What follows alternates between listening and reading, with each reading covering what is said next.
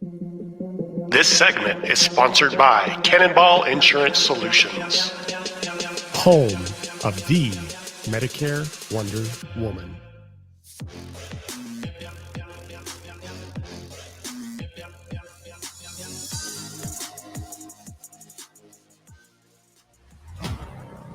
Have you ever dreamed of being rich and famous?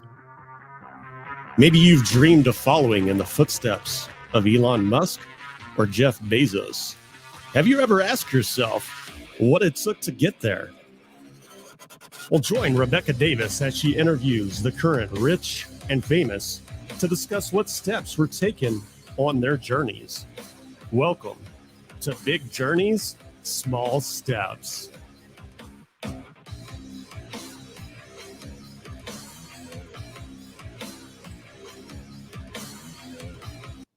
Hey, welcome to Big Journey, Small Steps. And today we have a very special guest on today, a friend of mine through the industry.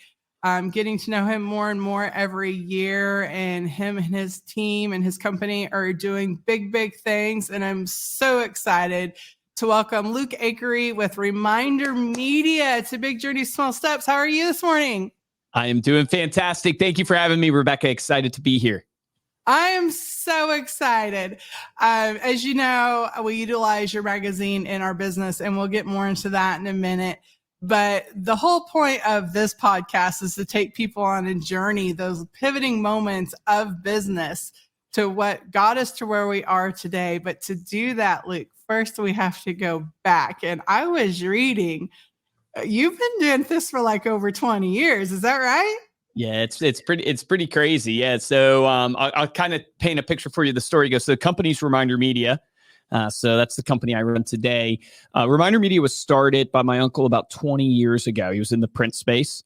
Amazing guy. You should be interviewing him too. He's pretty incredible. But he started that print company and was doing that for a few years. In college, I had started a company called Nextmark Design, which was a website, graphic design, website marketing company. My brother Dan and I, who had started it, we were doing that for almost about 5 years. And naturally, because Steve was in our family, he's also a business guy. So we were talking to each other and doing some stuff. And I was doing some stuff for him. He had reached a point in his journey, which I think is pretty common for a lot of entrepreneurs, which is burnout.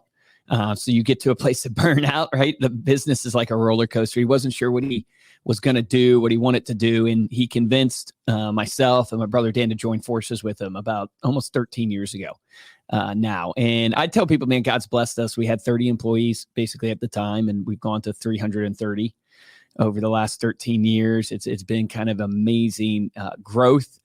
And, you know, our whole concept, for those who don't know, is like, who's Reminder Media? You know, the whole idea is that we believe business is built on relationships. You got to get people to know, like, and trust you. Maybe you've heard that saying before. And so every business owner tends to know that. The question is not should they, it's just how. How do they actually get people to know, like, and trust them? And that's where we step in. We want to provide people the very best touch points that they can send their database, that is automated for them. Clients love receiving the stuff you send them. And then most importantly, it generates return on investment. And that is where we've been blessed to be able to do for now over 136,000 clients across about 140 industries, insurance being one of our main industries, of course. But it's pretty awesome to be here, but that's a little bit of the journey. Wow. Okay. So let's go back 30 employees to 330. But for a lot of business, 30 employees is still a lot, right? So How do we go from 2 to 10 to 30 to, take us through that. Yeah. No, it's a great question. And, you know, honestly, it's like the thing we used to have this slogan on our wall called sales isn't everything, it's the only thing. And I think what happens when you're growing a business is that most people, where their struggle is they tend to get into business and they themselves are the salesperson. They themselves are the operator. They themselves are HR, accounting, right? You do every job, right? You're a solopreneur. And then what your key is that you have to replicate yourself. And what I always tell people is that the best place and the most important place to replicate yourself is sales.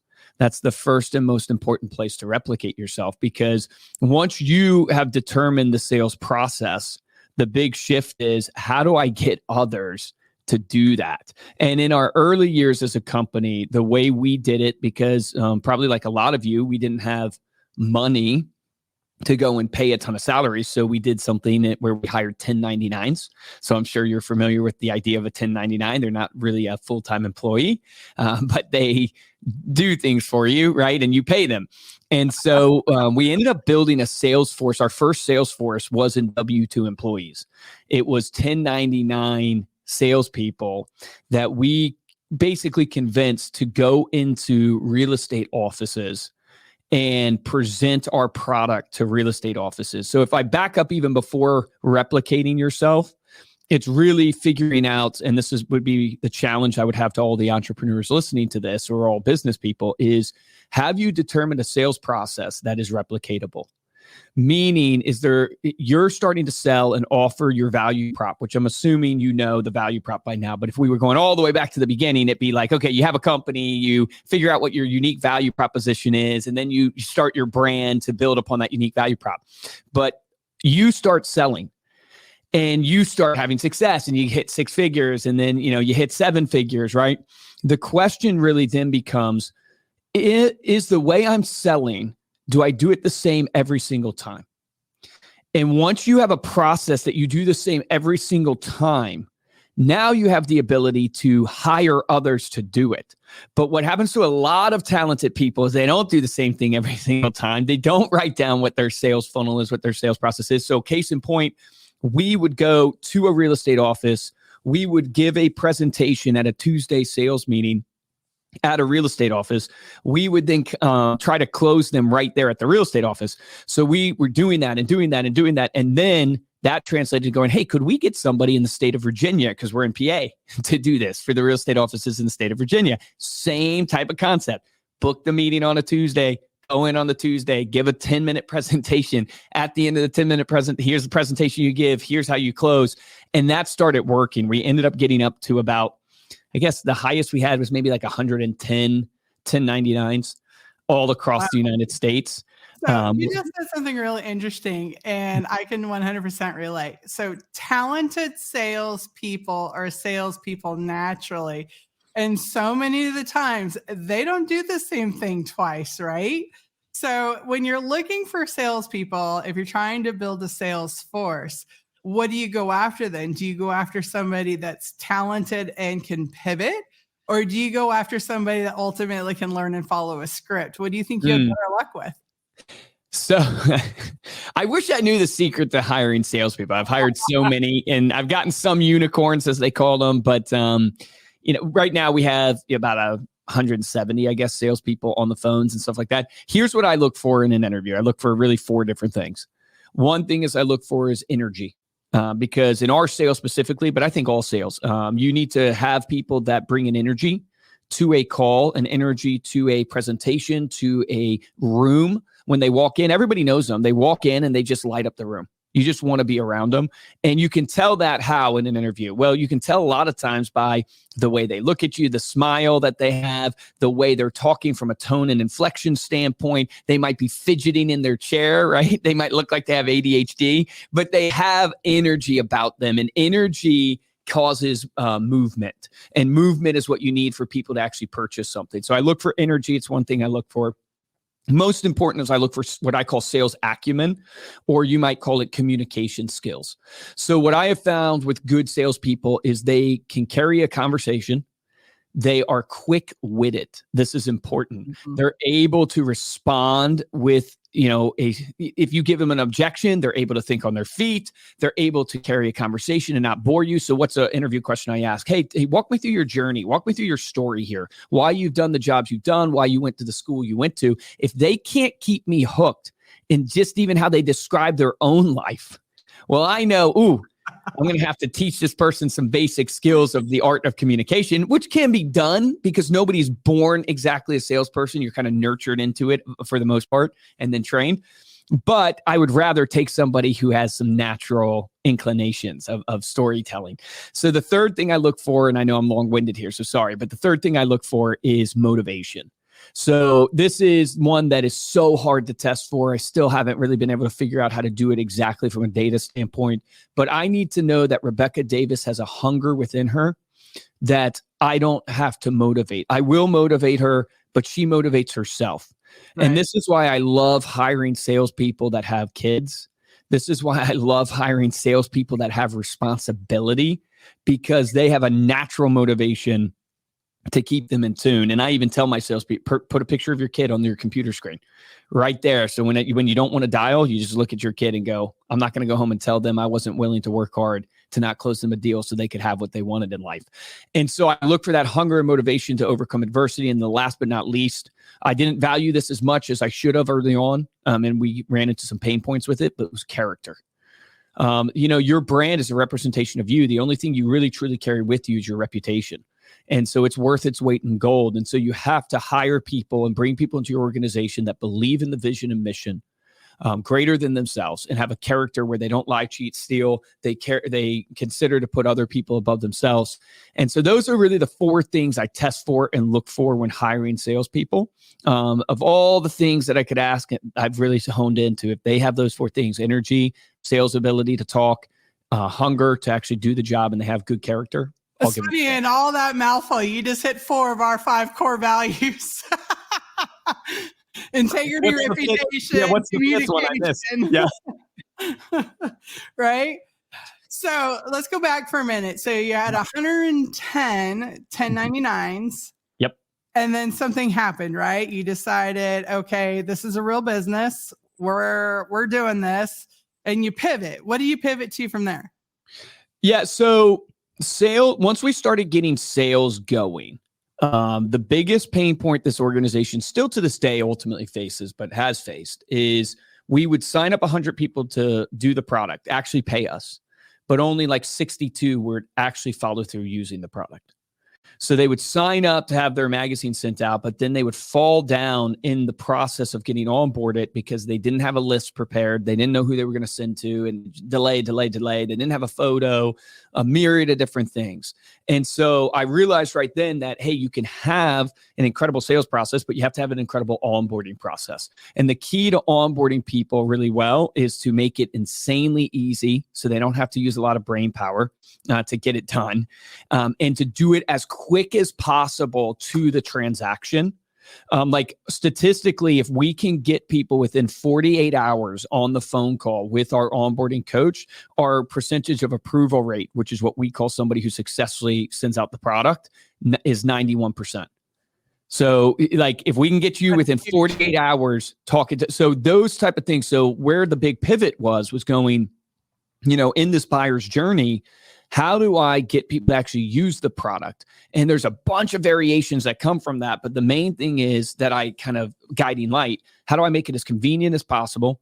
And how do I, as fast as possible, get them talking to my marketing coach? And then this third thing plays into retention. So if you struggle to retain clients, the biggest thing that you need to show them is a win as fast as possible. It's a really hard thing for me to do in our business, which is what led me to the next pivot.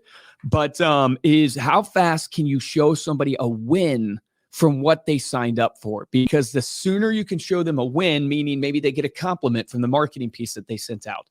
Maybe it is that they were able to upload something and you gave them, as corny as it sounds, you gave them an award. They earned some free credits, or they earned something because they did something in your system. The faster you can psychologically give somebody a win where they feel like they got something, the longer they'll stay with you. So that was the big pivot, was building out the onboarding process, which is really customer care and the operations there to get us to the next stage. Big Journeys, Small Steps is brought to you by Cannonball Insurance Solutions.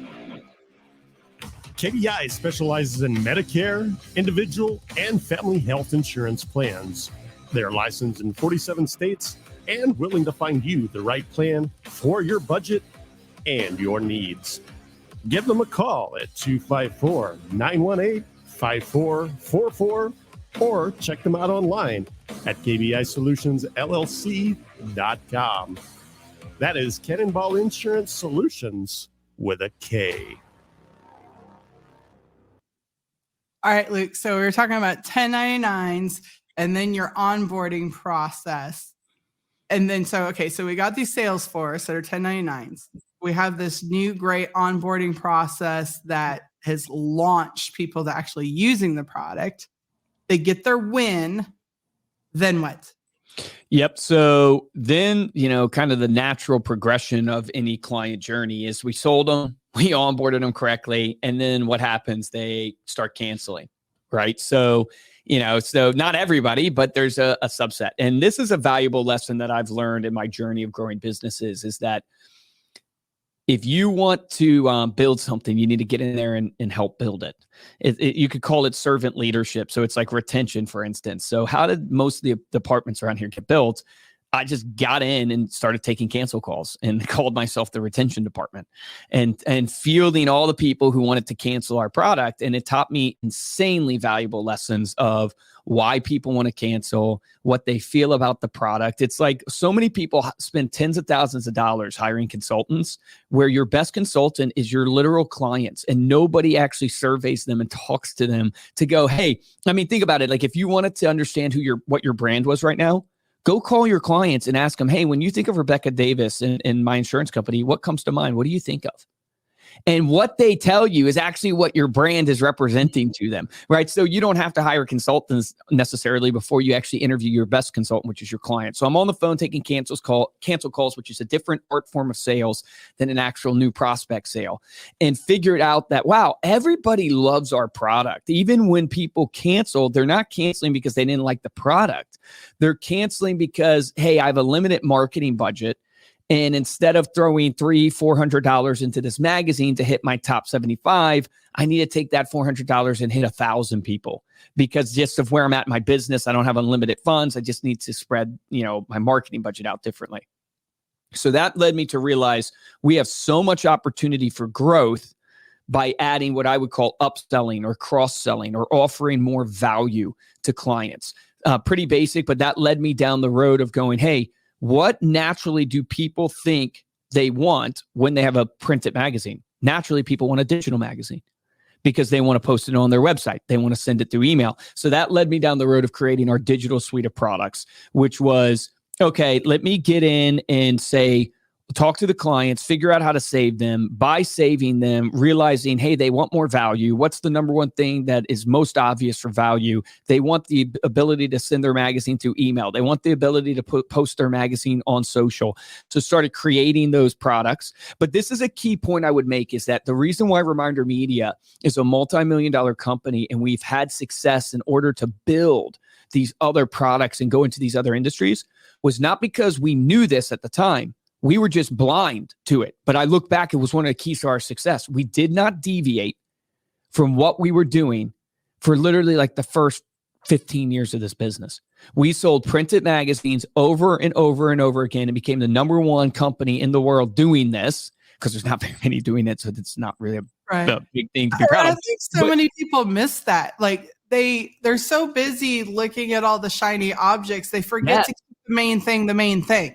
Yes. And that is like, we didn't even do it on purpose, but looking back, did we miss a ton of opportunity? Could we have been a leader in the space of CRMs? Probably. We probably could have, but we just weren't even focused there. We were focused on selling our magazines and growing the sales team and making our process and onboarding better. And because of that, we made millions. And eventually, here's what happens in any good business is you make money to pay your bills, pay your people. Then you make extra money and you're like, okay, I'll take a bonus. Then you make even extra money. You go, I don't even need a bonus. Not I'll take more money, but you get what I'm saying. And so you have to invest it. So then you look at your investment opportunities, S&P 500, real estate, or your own company. And that's where you start adding on the branches of the business. Yes. And so we then took the extra income we're making and said, we're going to invest this into the asset that we know is the most risky, but can produce the highest return, which is ourselves, which is our own business. And we took the money and we built out a digital platform, which lesson there, we hired another company to do it, our first digital magazine. It got us to the market, but it was a disaster and we had to redo it all ourselves and reprogram it, right? But I would share with people is that don't wait, learn the lesson, don't stop going to market, Get another company to do it. It gets you down the road. Lesson learned. We built it ourselves. But at the end of the day, we could have been sitting here never producing anything. And we ended up producing something because we used another company to do it at first. And, that taught us a lesson of how to partner with people and not partner with people. But honestly, being able to focus on one thing, to have the money to afford to go after the second thing is a massive lesson that I would give to any business owner of look at your niche. If you're in insurance right now and you do Medicare, only do Medicare till your cup is overflowing. Now, you define what that overflowing is, but it at least should be your bills are paid, you're very comfortable, and you have extra money to invest somewhere. Then turn to going, I'm going to add life insurance onto my business. I'm going to add whatever other ancillary product. I know your family's big into real estate. So for real estate, because this, what we talk about is like all business, right? So we do a lot of real estate people, and I know you're have family in real estate and stuff. So how would that same pivot work like into real estate, let's say? Yeah. So same type of concept, right? So my brother Steven, I got to get into the business 5-6 years ago, I guess at this point, maybe it's almost 7. But essentially in real estate, you would pick like, what's your niche? What's your target audience that you're going after? And how do you become the dominant agent in that target audience? So case in point, maybe you want to be the senior relocation specialist, the senior downsizing specialist, because the senior market is just freaking booming right now. So instead of spending your time, energy, and money trying to advertise to the whole audience in your area that you market to, right? First-time home buyers and people who are upgrading, you spend every dime you have, all energy you have on putting out content on that niche, on going to all the assisted living communities in your area and building relationships, on going to all the places that seniors hang out, building your brand. That's where you spend your money, your advertising, every bit of your focus, because you want to build a business off of one main thing. Mm-hmm. And then all of a sudden you will be the dominant senior relocation agent in that area. Your cup will start overflowing. And guess what you can do? You can actually go, well, who are your kids? And who's their real estate agent? And now you have a natural synergy from your current client base to introduce you to the children, to be able to get the referrals to go after another niche, right? And that I would tell people, what a lot of agents might do is, I'm going to work with seniors. So then they advertise a little towards seniors, spend $1,000. And they take then half of their marketing budget and they go, well, I also want to see if I can, hit some first-time home buyers, and they spend it on first-time home buyers, and they don't realize it's not bad. It's just, you're not getting the momentum you need. Mm-hmm. And you're just delaying your takeoff to income in one niche.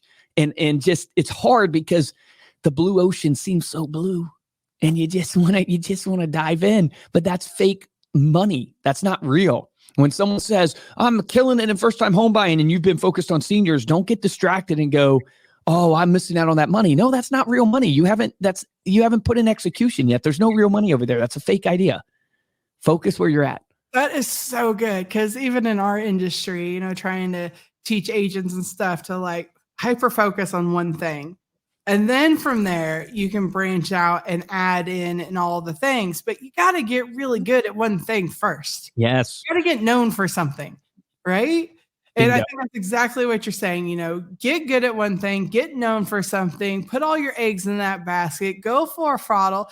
And then the natural course of things will branch you into other directions, because then people just ask, oh, by the way, do you do this? Oh, by the way, do you do that? Well, yes, I can. Of course I can. You'll have money.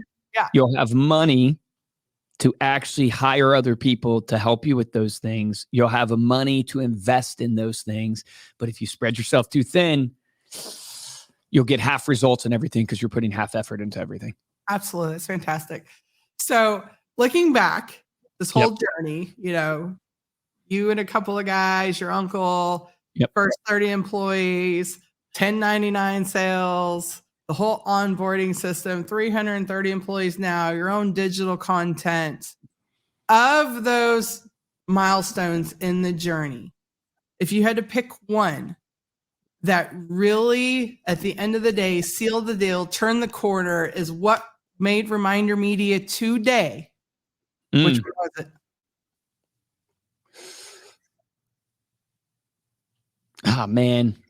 I don't think there's really one thing I could point to, but I'll give you two ones that I think are crucial.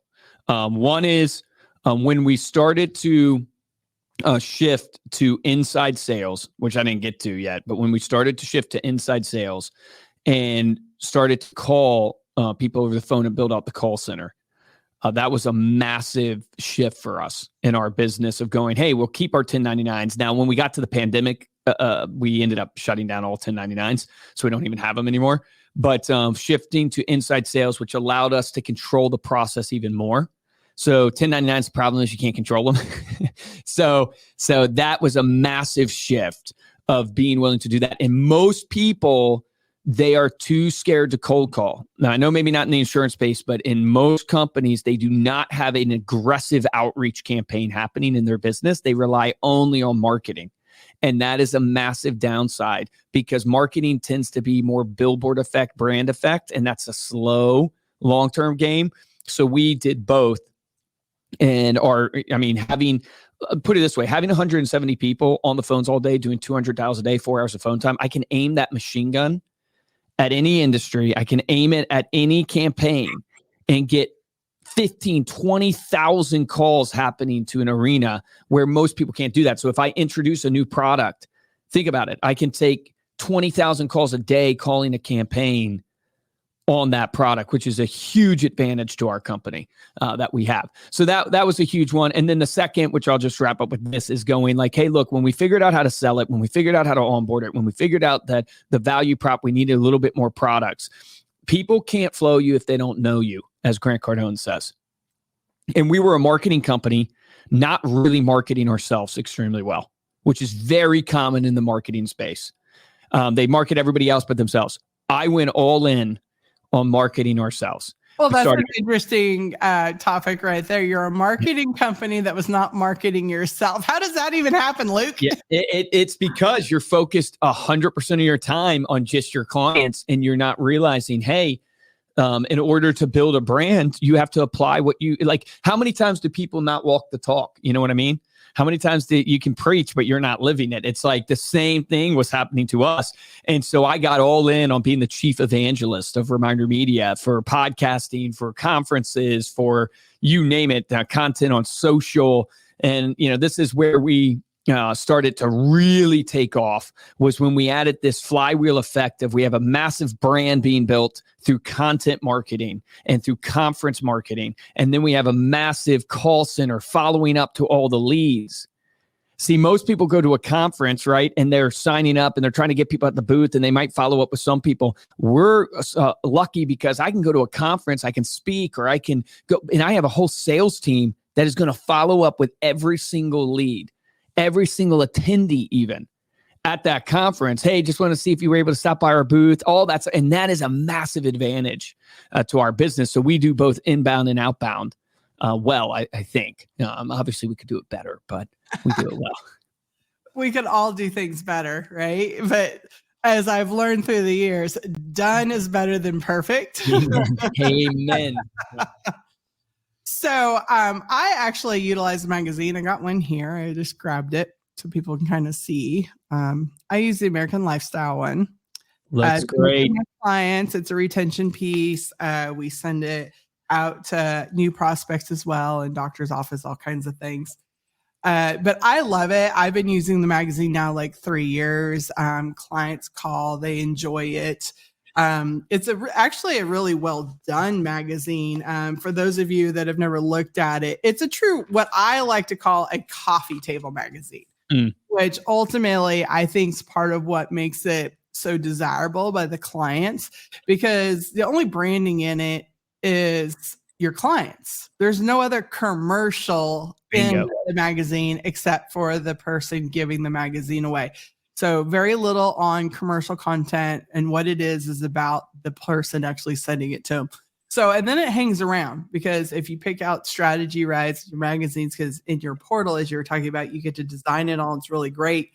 So you get to send out hopefully something that's going to sit on your client's coffee table or kitchen table for months on end, and they continue to read it, because it is a reading magazine, not just a thumb through ad magazine, which I think is fantastic. So I really love the piece. Luke, I appreciate your time. I don't want to keep you on. I know with as fast paced as you are, you still got a massive journey to complete. You're not done yet. But if people wanted to find you, how would they find you? Yeah, I would love to connect with any of you listening to this. If you go to Instagram, it's at Luke Acree, and Acree is spelled Acree. So at Luke Acree, if you want to check out what we're doing company-wise, you can go to remindermedia.com. You can see all of our suite of tools from the magazine to digital and a bunch of other stuff that we offer today. But Rebecca, love you. Thank you for being a client. Thank you for having me on your show. It's been awesome. Thanks, Luke. You have an amazing rest of your journey, and I can't wait to continue following it.